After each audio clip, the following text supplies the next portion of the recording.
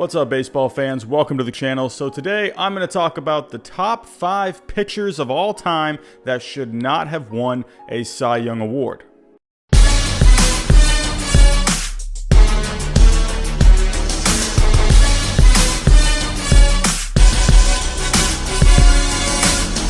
If you're new here today, feel free to subscribe down below, hit the little bell so you can receive all the notifications of new videos in the future, and leave a comment at the end and tell me what you think. Number 5 on my list, I have Chris Carpenter in 2005. This was a weird choice to me for the Cy Young in 2005.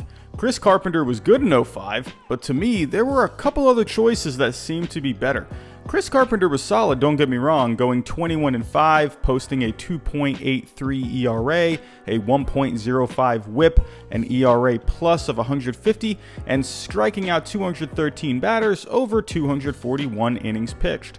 Overall, his season equaled out to a 5.8 wins above replacement, but let's take a look at a couple other guys that I think were more deserving. First, there was Dontrelle Willis, who went 22-10, posting a lower ERA of 2.63 and a great WHIP of 1.13 over 236 innings pitched. His season equaled out to a 7.3 WAR, about 1.5 more wins than Carpenter. However, I think this award should have gone to Roger Clemens. He went 13-8, which doesn't really pop off your screen, but his ERA was almost a full run lower than Chris Carpenter of 1.87, a lower WHIP of 1.00, and a much higher ERA plus of 226. Overall, he posted a 7.8 WAR, which was 2 more wins than Carpenter. Personally, I don't think it was a terrible choice for Carpenter to win, but I think Clemens was a bit more deserving here. Number 4, I have Rick Porcello in 2016. As a lifelong Red Sox fan, it was cool to see one of our guys in Rick Porcello win the Cy Young Award, but this one was a bit of a head scratcher to me. Porcello had a really solid season in 2016. Watching him all year that year, I saw a guy that just posted consistently good performances and ate up a ton of innings. Overall, he finished with a 22-4 record, a 3.15 ERA, a 1.009 WHIP, and 189 strikeouts in 223 innings pitched. A solid season that equaled out to a WAR of 4.7, but it was not the best. The Cy Young in 2016 should have been Justin Verlander. In 227 innings pitched, Verlander posted a 16-9 record, a 3.04 ERA, a league-leading 254 strikeouts, a league-leading WHIP of 1.001, and a WAR of 7.4, almost 3 wins more than Porcello. Another guy that could have taken home the award was Orioles closer Zach Britton. In 67 innings, he had an ERA of 0.54, a WHIP of 0.83, and a league-leading 47 saves. Either way, I don't think Porcello should have taken home the award. Coming in at number 3, I have Roger Clemens in 2004. While earlier I was saying Clemens should have been the Cy Young in 2005, I don't feel the same about him winning it in 2004. While Clemens was very good in 04, it shouldn't have been enough to win the Cy Young. He had a great season, posting an 18-4 record for the Astros, a 2.98 ERA, a 1.15 WHIP, and an ERA plus of 145, along with 218 strikeouts over 213 innings pitched. However, the guy that should have received the Cy Young Award was Randy Johnson. In a year when the big unit threw a perfect game, he was pretty much better than Clemens in almost every category. He did have less wins and more losses with a record of 16-14, but he had a lower ERA of 2.6, a lower WHIP of 0.90, a higher ERA plus of 176, and more strikeouts with 290. It wasn't Johnson's fault that he was on a bad Diamondbacks team in 04, and I feel like that was the reason Clemens ended up winning the award. But as you can see, Johnson was clearly better in 2004, and it really wasn't close. Coming in at number 2 on my list, I have Bartolo Colon in 2005. Back to 2005 we go. Man, 2005 just wasn't a good year for the Cy Young voting. As much as I love big sexy Bartolo Colon, he definitely shouldn't have won the award in 2005.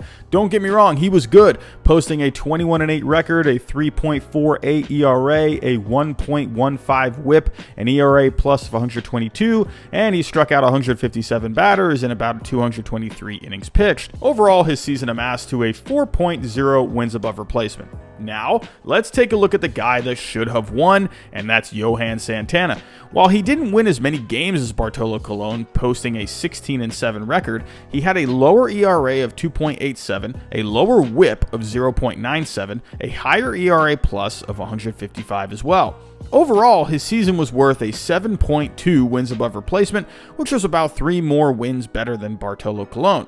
There is an argument for Mariano Rivera as well, as he was just lights out in 2005 for the Yankees. He saved 43 games and posted an ERA of 1.38, along with a WHIP of 0.86. If there was a year to give the Cy Young to a reliever for the first time since Dennis Eckersley in 1992, it was this year. However, my choice for the Cy Young in 2005 was Johan Santana. And coming in at number 1 on my list, I have Bob Welsh in 1990. This one still to this day blows my mind. No disrespect to Bob Welsh, but come on, how did he win the Cy Young in 1990?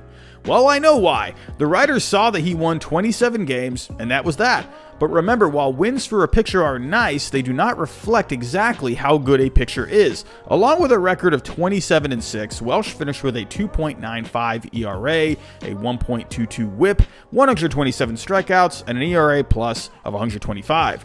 Those numbers are pretty much middle of the pack kind of numbers, so how in the world did he win 27 games? Well, he was on a really good Oakland A's team that featured Mark McGwire, Jose Canseco, and Ricky Henderson, so he definitely had some run support. If you look at the stats, he was actually 0-3 when he only had 0-2 runs scored for him. He was 14-3 when he had 3-5 runs scored for him, and he was 13-0 when he had more than 6 runs scored for him. So in 91% of his starts, he had at least 3 runs scored for him, and in 40% of his starts, he had at least 6 runs scored for him. Now, let's take a look at who the real winner should have been, and that was Roger Clemens. He went 21-6, posted a league-leading 1.93 ERA, which was a full run less than Welsh's, a 1.08 WHIP, 209 strikeouts, and a league-leading ERA plus of 211. Also, might I add that Clemens finished 3rd in the MVP voting, while Welsh finished 9th, but Clemens finished 2nd in the Cy Young voting? What? Hands down, Clemens should have been the Cy Young in 1990, and this is easily one of the worst decisions from the writers of all time. So that's my list. Who are some other pitchers that you think should not have won the Cy Young Award? That's all I got for today. Thanks for joining. I'll talk to you next time.